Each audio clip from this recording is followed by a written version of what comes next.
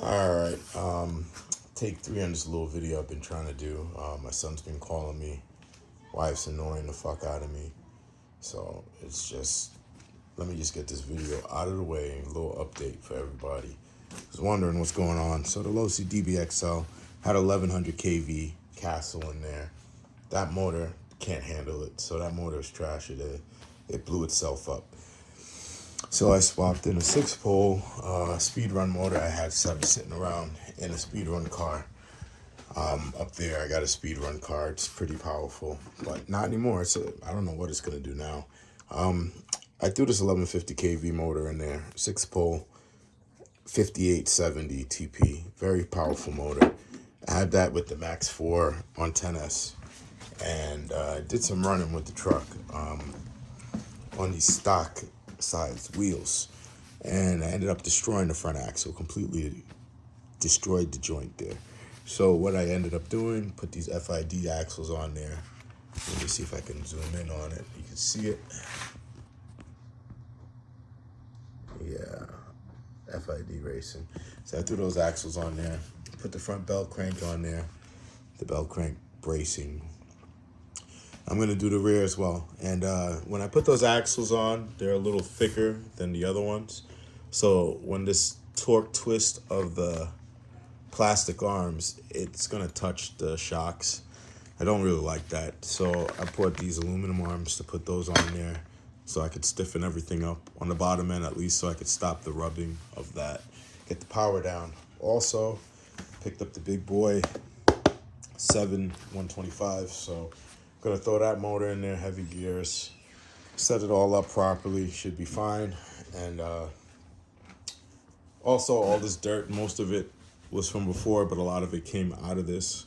So when you pull the bulkheads and everything out, it's just caked in. Dirt is just caked in there everywhere.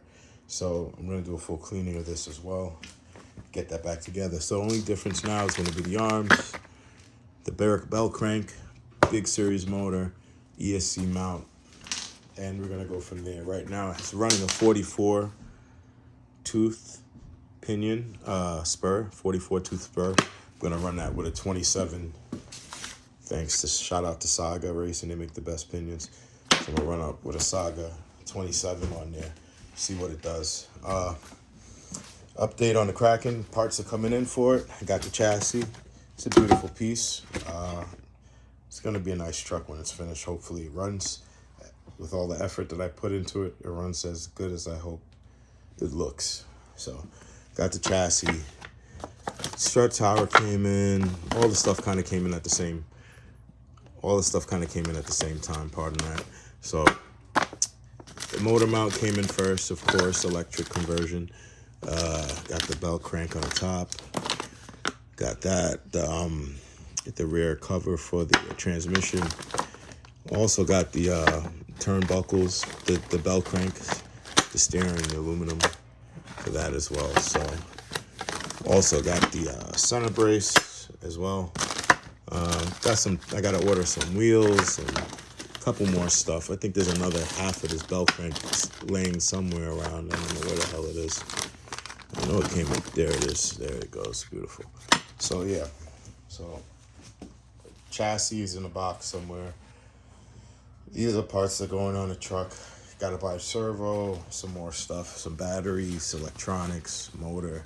So it's gonna be maybe a couple months before this is finished. Hopefully a month or two. But I got an LMT motor. I got an order for it. It's gonna take 4 weeks to get here, and everything else is pretty much locally sourced. So it's about 4 months, give or take 5 months before this is finished. I mean 5 weeks, 4 weeks for the motor to get here. He's coming out with a new motor design. 30 series should have the flat back instead of the pole sticking out. So I'm gonna order one of those when he's finished with them at the end of this month, and then wait a month for it. Maybe he'll have it ready for me. I told him exactly which one I wanted already. He hasn't sent me the invoice yet. He said he's still working on them. So when he's finished, he'll invoice me. I'll send him a payment. He'll ship that. And then I'll get started with the assembly of this. So this is going to be a fun project. I don't know what type of wrap I'm going to do on the body or anything like that, but it's going to be very unique. And this one, it's going to be, I'm going to enjoy this very much. I might use that 1150 motor in this build over there. I'm not sure yet, since I have it, just to get it running at least. But also with the speed car here, I might as well show you why I have that motor out of it.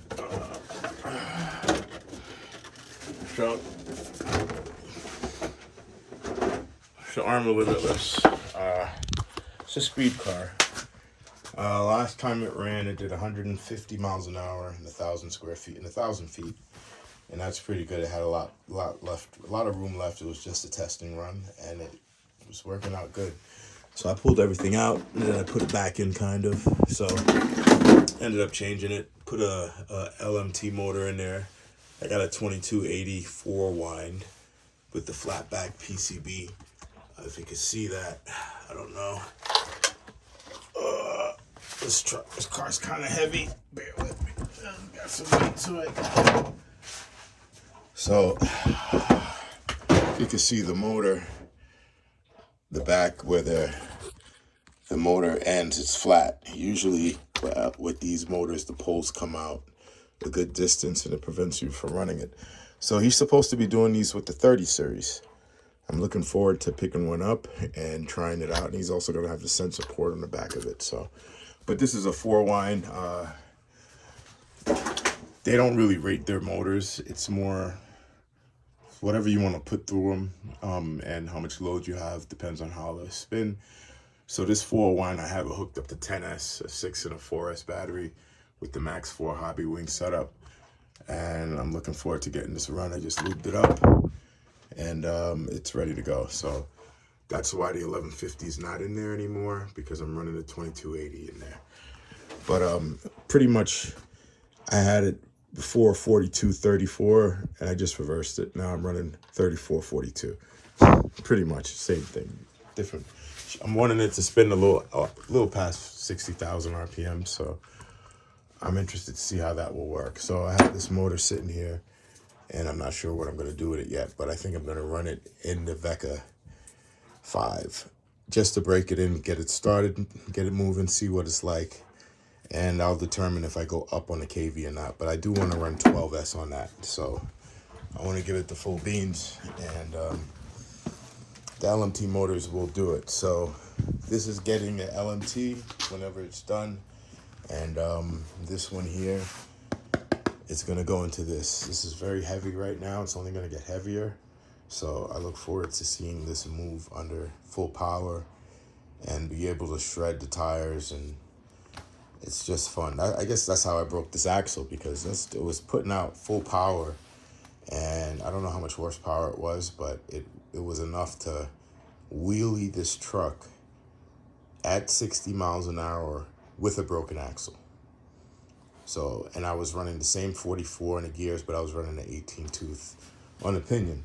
So if you do the math, that's like 18, 19, 20, 21, 22. It's just like running a stock spur and a 22 tooth pinion on it, pretty much. So if anybody knows the 1100 kVs, stock spur and an 18 tooth gear is a lot. It's a lot. So you understand with the weight and the amount of wheel spin, I guess that's why the axle was destroyed. So hopefully that won't be a problem. Also, when you're putting these FID turnbuckles on, reuse the stock shims that came on the plastic ones and just use the bearing. Then you could tighten it up with some Loctite. You could tighten it as much as you need to, Loctite, and you have no problems with it. It's so good. A reason I actually kept this stock is because I need something to break. These turnbuckles are being replaced as well. The arms are being replaced. So the weak point will be this bell crank right now, and I'm fine with that.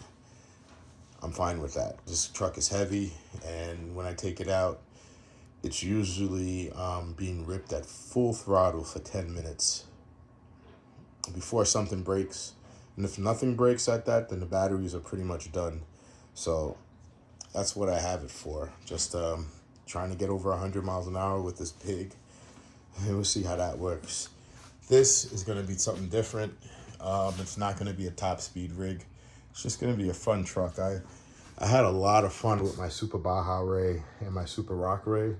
So I understand the downfalls of the chassis, and always wanted a Vecca 5. And seen a couple of builds by RC Wallet Vacuum. I seen his, and I seen a couple of other badass ones out there. But he's the one who actually went into depth with his, and that was actually pretty cool. So I like the chassis. I said, you know what, I'll build one, because with the Rock Ray, it's just, you know, I'm probably going to run into the same issues with the chassis, but at least I have a wider footprint, a longer wheelbase, and a little more weight in the proper suspension system to cover the weight and so on and so forth. But the Rock Ray is pretty cool. Love it. Love it. And yeah, so that's the update. Give me about a month or two. That'll be done. This is being worked on now. I have parts in the mail. I'm waiting on the motor mount. I'm waiting on the rear brace. So in the meantime, I'm going to throw the arms together, clean it up, get it ready to go, and also have new boots coming, new shims. So yeah, everything's getting redone. It's just mocked, but you see there's a lot of play. So I have shims on the way. I have new boots coming for the whole setup. So I'll be able to shim everything properly, put new boots on it, clean it up, lube it up. And also, if anybody's interested, this seems to be working out pretty good. The spray, Red and Tacky, the spray grease, mine didn't come with the straw, unfortunately. But with the straw, I find a straw randomly laying around. This actually comes out pretty good. So that's what I'm using to get into my bearings when I'm rebuilding, so I don't have to glob my finger in it. But it's still kind of messy. It's grease. So, all right, that's the update. I hope you guys find everything useful. Also, when you're using the aluminum, these aluminum FIDs with the Vitavon, that chassis kick-up is solid, man. It doesn't flex. So you're gonna have to drill out the front two holes just a little bit so you can put the bolts in and pull everything down tight. Otherwise, it's just not enough room. There's no play at all, no give. So I'm gonna tighten this up, get rid of this arm slop so these axles don't rub on the springs. These should do the trick, I hope. And if not, then that's gonna suck, because I don't see any other real solution besides putting the longer arms with the Fastlane machine kit. So, all right, that's the end of it. The servo is a Spectrum. It is definitely worth it. Definitely worth it. Low profile, very strong, powerful Spectrum servo. Probably use that in the Kraken as well, unless I find something that I could run with the stock, like a Max 4 BEC. I don't want to run a separate battery for the servo. I just want to use everything all in one. The Max 4 is strong enough. The BEC on it should be strong enough through the receiver to power a servo and that size of that rig. So we'll see how that works out. And if so, then I'll probably pick up another one of these to throw it in a Kraken, and then use a regular generic servo for the brakes, because I'm not sure if I'm going to use the brake kit or not. That's another thing. I'm not sure if I'm going to do that or not, but I probably am. Because it's... I did see RC Wallet Vacuum. He said something about a spring.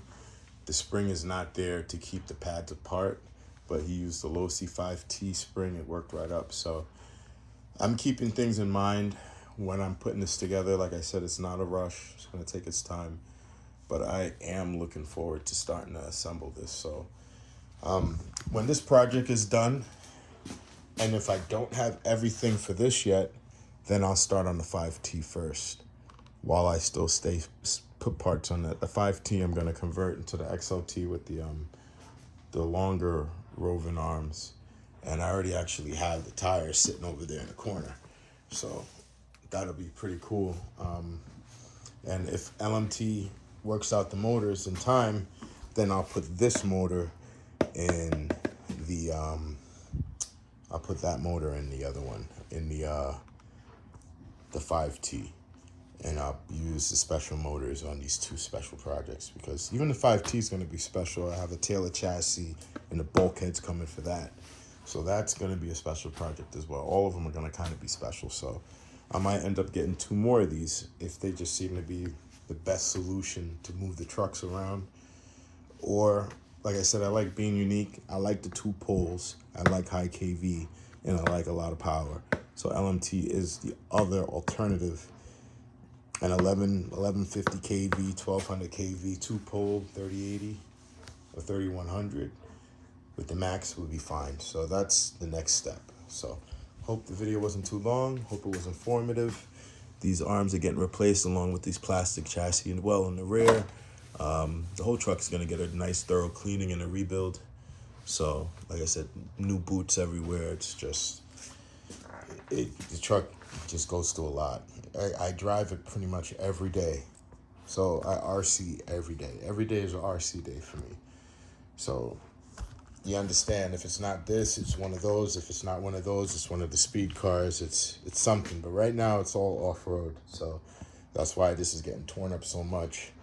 And those two are actually intact and ready to go. So that right to the right is a Kraken 8S, but it has a 1700 Castle 2028 in there. And stock pinion. That is the fun. That is so much fun. I'm not even speed running it. It's just fun. And that has an 1100 kV hobby wing. And the Super Rock Ray, that's fun too. That's a wheelie machine, dual springs and dual shocks in the back. LMT over there. So got a lot of projects going on. So I hope you guys enjoyed the channel, enjoyed the update. I'm looking forward to the Vidavon motor mount, Vidavon turnbuckles, and the Vidavon ESC mount to go in that. I'm going to use the FID. Everything's going to be a real solid setup, and it's going to be dirt proof once I put the new everything. It's just going to be a nice solid rig I could take out any time of the year, depending on the weather, just depending on the tires. And then that's all you need to do really. The gearing is going to be up to 100 miles an hour on 12S. So maybe 110 on 12S. So if I run it on 8S, it'll be about an 80 mile an hour rig, hopefully, with no heat. So that's how I'm going to run this setup. It says heavy load. First time I see great for bashers, 1/4, 1/5. So that's what we're going to do. We're going to bash the hell out of it. Hope you guys enjoy the video, and I'll share off all my future progress as soon as I can. You guys take care. God bless.